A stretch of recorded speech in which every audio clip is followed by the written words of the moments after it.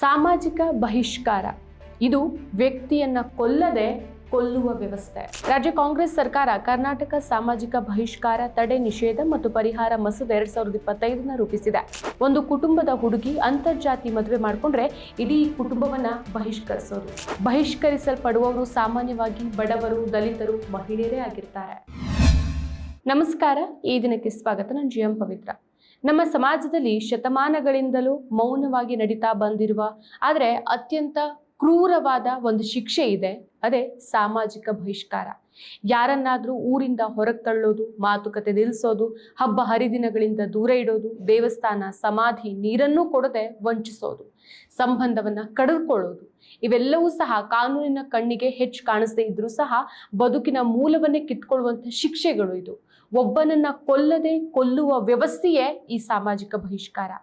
ಸಾಮಾಜಿಕ ಬಹಿಷ್ಕಾರ ಅನ್ನೋದು ಯಾವಾಗ್ಲೂ ಸಂಪ್ರದಾಯ ಅಥವಾ ಪಂಚಾಯತ್ ತೀರ್ಮಾನ ಅನ್ನೋ ಮುಖವಾಡ ಹಾಕಿಕೊಂಡೇ ಬರುತ್ತೆ. ಆದರೆ ಅದರ ಮೂಲದಲ್ಲಿ ಇರೋದು ಜಾತಿ ವ್ಯವಸ್ಥೆ, ಅಧಿಕಾರದ ದರ್ಪ ಮತ್ತು ಅಸಮಾನತೆ.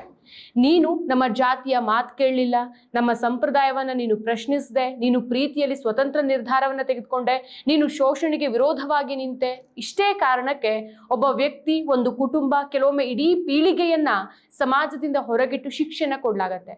ಈ ಶಿಕ್ಷೆಗೆ ಯಾವುದೇ ನ್ಯಾಯಾಲಯದ ತೀರ್ಪಿಲ್ಲ, ಆದ್ರೆ ಪರಿಣಾಮ ಮಾತ್ರ ಜೀವಾವಧಿಯಷ್ಟೇ.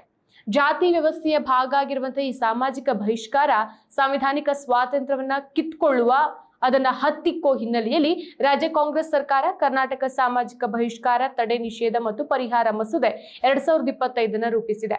ಈ ಕಾಯ್ದೆಯಲ್ಲಿ ಸಾಮಾಜಿಕ ಬಹಿಷ್ಕಾರ ಹಾಕಿದವರಿಗೆ 3 ವರ್ಷ ಜೈಲು ಶಿಕ್ಷೆ, 1 ಲಕ್ಷ ರೂಪಾಯಿಗಳವರೆಗೆ ದಂಡವನ್ನ ವಿಧಿಸಲಾಗುತ್ತೆ. ಸಮಾಜ ಕಲ್ಯಾಣ ಸಚಿವರಾದಂತಹ HC ಮಹದೇವಪ್ಪ ಈ ಮಸೂದೆನ ವಿಧಾನಸಭೆಯಲ್ಲಿ ಮಂಡಿಸಿ ಅನುಮೋದನೆ ಪಡೆದಿದ್ದಾರೆ.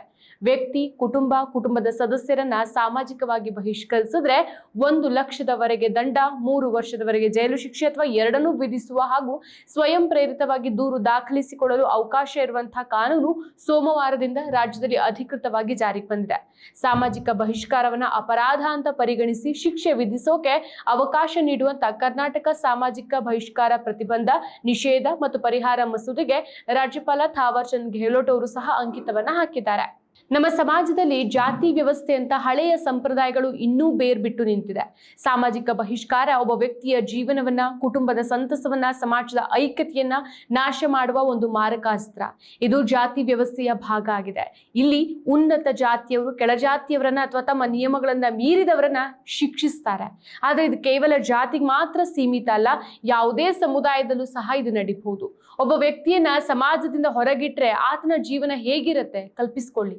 ಒಂದು ಕುಟುಂಬದ ಹುಡುಗಿ ಅಂತರ್ಜಾತಿ ಮದುವೆ ಮಾಡ್ಕೊಂಡ್ರೆ ಇಡೀ ಕುಟುಂಬವನ್ನ ಬಹಿಷ್ಕರಿಸ್ಬಿಡ್ತಾರೆ. ನಿಮ್ಮ ನೆರೆಹೊರೆಯವರು ನಿಮ್ಮನ್ನ ಮುಖ ನೋಡು ಮಾತಾಡಿಸೋದಿಲ್ಲ, ಮುಖ ತಿರುಗಿಸ್ಕೊಂಡು ಓಡಾಡೋಕೆ ಶುರು ಮಾಡ್ತಾರೆ. ಅಂಗಡಿಯಲ್ಲಿ ಸಾಮಾನುಗಳನ್ನ ಕೊಡೋದಿಲ್ಲ. ನಿಮ್ಮ ಮಕ್ಕಳು ಆಟದ ಮೈದಾನದಲ್ಲಿ ಏಕಾಂಗಿ ಆಗ್ತಾರೆ. ಅವರು ದೇವಸ್ಥಾನಕ್ಕೆ ಹೋಗೋಕ್ಕೂ ಸಾಧ್ಯ ಇರೋದಿಲ್ಲ, ಸಮಾರಂಭಗಳಲ್ಲಿ ಭಾಗವಹಿಸೋಕ್ಕೂ ಸಾಧ್ಯ ಇರೋದಿಲ್ಲ. ಇದು ಅವರ ಘನತೆಯನ್ನ ಕಸಿದುಕೊಳ್ಬಿಡತ್ತೆ. ಮಕ್ಕಳು ಶಾಲೆಯಲ್ಲಿ ಕೀಳರಿಮೆಗೆ ಒಳಗಾಗ್ತಾರೆ.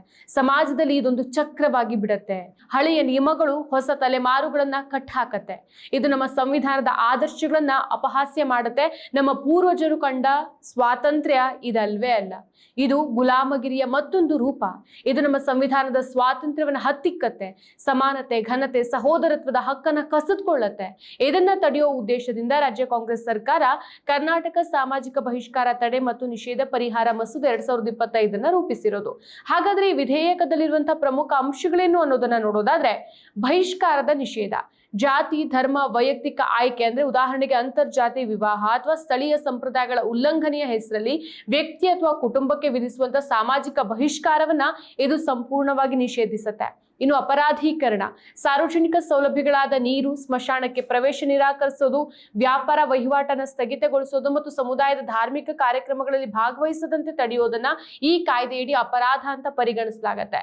ಇನ್ನು ಅನೌಪಚಾರಿಕ ಸಂಸ್ಥೆಗಳ ಮೇಲೆ ನಿಗಾ, ಕಾನೂನು ಬಾಹಿರವಾಗಿ ತೀರ್ಪು ನೀಡುವ ಜಾತಿ ಪಂಚಾಯತ್ ಅಥವಾ ಅಂತಹ ಅನೌಪಚಾರಿಕ ಸಭೆಗಳ ಮೇಲೆ ಈ ಕಾನೂನು ಕಠಿಣ ಕ್ರಮವನ್ನ ತೆಗೆದುಕೊಳ್ಳುತ್ತೆ. ಇನ್ನು ವ್ಯಾಪಕ ವ್ಯಾಪ್ತಿ, ಈ ವಿಧೇಯಕ ಒಟ್ಟು 20 ವಿಧದ ಸಾಮಾಜಿಕ ಬಹಿಷ್ಕಾರದ ಕ್ರಮಗಳನ್ನ ಪಟ್ಟಿ ಮಾಡಿದ್ದು ಅವೆಲ್ಲವೂ ಸಹ ಶಿಕ್ಷಾರ್ಹ ಅಪರಾಧಗಳು ಅಂತ ಘೋಷಿಸಿದೆ. ಇನ್ನು ವೈಯಕ್ತಿಕ ಸ್ವಾತಂತ್ರ್ಯದ ರಕ್ಷಣೆ, ನೈತಿಕತೆ, ಸಾಮಾಜಿಕ ಅಂಗೀಕಾರ, ರಾಜಕೀಯ ಒಲವು ಅಥವಾ ಲೈಂಗಿಕತೆ ಆಧಾರದ ಮೇಲೆ ನಡೆಯುವಂತಹ ತಾರತಮ್ಯವನ್ನ ಈ ಮಸೂದೆಯು ಒಳಗೊಂಡಿದೆ. ಸಾಂಸ್ಕೃತಿಕ ನಿರ್ಬಂಧಗಳ ನಿಷೇಧ, ಸಮುದಾಯದ ಸದಸ್ಯರು ನಿರ್ದಿಷ್ಟ ರೀತಿಯ ಉಡುಪನ್ನ ಧರಿಸುವಂತೆ ಅಥವಾ ನಿರ್ದಿಷ್ಟ ಭಾಷೆಯನ್ನೇ ಬಳಸುವಂತೆ ಒತ್ತಾಯಿಸೋದು ಹಾಗೂ ಸಮುದಾಯದಿಂದ ಹೊರಹಾಕೋದನ್ನ ಇದು ಅಪರಾಧ ಅಂತ ಪರಿಗಣಿಸುತ್ತೆ. ಇನ್ನು ಪ್ರಚೋದಕರಿಗೂ ಶಿಕ್ಷೆ. ಹೌದು, ಯಾವುದೇ ವ್ಯಕ್ತಿ ಜೊತೆಗೆ ಸಾಮಾಜಿಕ, ಧಾರ್ಮಿಕ, ವೃತ್ತಿಪರ ಅಥವಾ ವ್ಯಾಪಾರ ಸಂಬಂಧಗಳನ್ನ ಕಡಿದುಕೊಳ್ಳುವಂತೆ ಇತರರನ್ನ ಪ್ರಚೋದಿಸುವವರು ಅಥವಾ ಪ್ರೋತ್ಸಾಹಿಸುವವರನ್ನು ಸಹ ಅಪರಾಧಿಗಳು ಅಂತ ಪರಿಗಣಿಸಲಾಗುತ್ತೆ. ಸೊ ಜಾತಿ ಪಂಚಾಯತ್ ಸದಸ್ಯರ ಹೊಣೆಗಾರಿಕೆ ಏನು? ಜಾತಿ ಪಂಚಾಯತ್ಗಳಂತಹ ಸಭೆಗಳಲ್ಲಿ ಬಹಿಷ್ಕಾರದ ಪರವಾಗಿ ಮತ ಚಲಾಯಿಸುವ ವ್ಯಕ್ತಿಗಳನ್ನು ಸಹ ಈ ಕಾನೂನಿನ ಅಡಿಯಲ್ಲಿ ಶಿಕ್ಷಿಸಬಹುದು. ದೂರು ದಾಖಲಿಸುವ ನೇರ ಪ್ರಕ್ರಿಯೆ.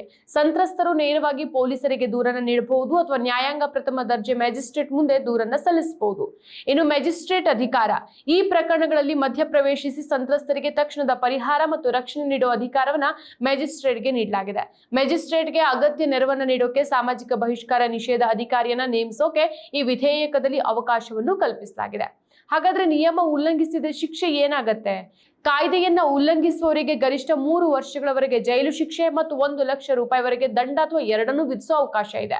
ಸೊ ಬಹಿಷ್ಕಾರ ಹೇರುವವರು ಮಾತ್ರ ಅಲ್ಲ, ಅದನ್ನು ನಿರ್ದೇಶಿಸುವ ಅಥವಾ ಪ್ರೋತ್ಸಾಹಿಸುವ ಸಮುದಾಯದ ಪ್ರತಿಯೊಬ್ಬರಿಗೂ ಸಹ ಈ ಕಾನೂನಿನ ಅಡಿ ಶಿಕ್ಷೆಗೆ ಗುರಿ ಮಾಡಲಾಗತ್ತೆ. ಸೊ ಪ್ರಕರಣಗಳ ಮೇಲ್ವಿಚಾರಣೆ ಮಾಡೋಕೆ, ಸಂತ್ರಸ್ತರಿಗೆ ಸಹಾಯ ಮಾಡೋಕೆ ಮತ್ತು ಕಾನೂನಿನ ಅನುಷ್ಠಾನವನ್ನು ಖಚಿತಪಡಿಸಿಕೊಳ್ಳೋಕೆ ಸರ್ಕಾರ ವಿಶೇಷ ಅಧಿಕಾರಿಯನ್ನು ಸಹ ನೇಮಿಸುತ್ತೆ. ಸೊ ಈ 20 ವಿಧದ ಸಾಮಾಜಿಕ ಬಹಿಷ್ಕಾರಗಳಿಗೆ ಕಡಿವಾಣ ಬಿದ್ದಿದೆ.